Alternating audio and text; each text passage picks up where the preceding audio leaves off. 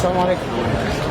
زما خویندې دي زما میندې دي څنګه چې ما ته خپل عزت ګران دی ما ته دغه شان د دوی عزت ګران دی خبره ته کوم کم یو کس ډیپټي وه او چې دا خلک رالو که نه بلې بیمار به ګورې سزا به تاسو ته ملوي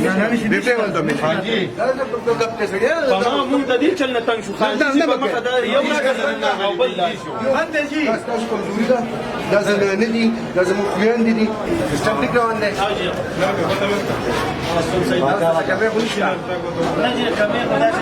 کار کوه دا کم چې ګوته لګوي که نه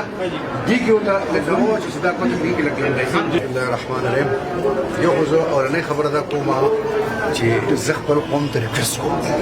چې دا د فساد وخت نه دی جوړول پکار دا د مینې محبت وخت جوړول غواړي دا یو امتحان دی یو عذاب دی د الله تعالی طرفه او الله عذاب په هغې ځي چې کم د یو بل سره د رحم سلوک کوو او چې کله د رحم سلوک نه یقین وکړي چېرته عذاب نشي بیا ګوره الله پاک ته د عبادت ضرورت نشته الله پاک ته د هېڅ ضرورت نشته معاملات چې دي که نه د انسانیت معاملات چې دي دا ټول په قرآن تاسو سټډي کوئ د ټول اکثریت معاملات دي دا زموږ میندې دي دا زموږ خویندې دي په دې کې که ټکنیکل مسلې سړی هغه باندې باندې اکثر مشران یې د پوه پې نه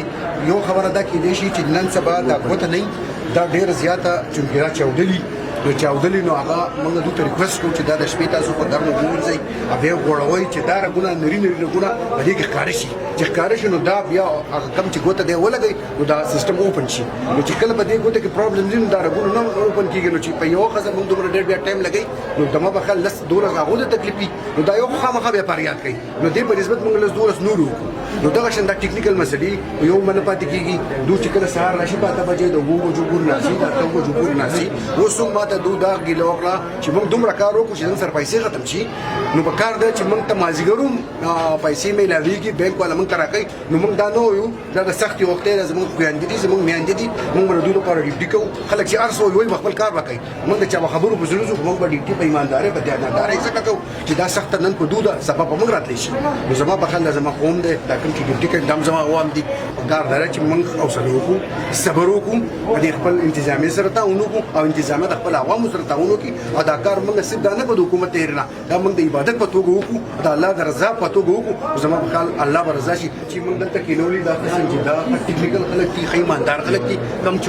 واکمار که فرض که اوس بهر چېرته زما په خیال څوکیدار موکیدار یو 200 روپۍ اخیستي یا چېرته بل عام سړي اخیستي نو په کار ده چې موږ ترې کمپلین وکړي هغو ته به د هغې مطابق سزا میلوېږي په دې کې 1 روپۍ اخیستل د هغو نه دي زده لکه د سور غوښه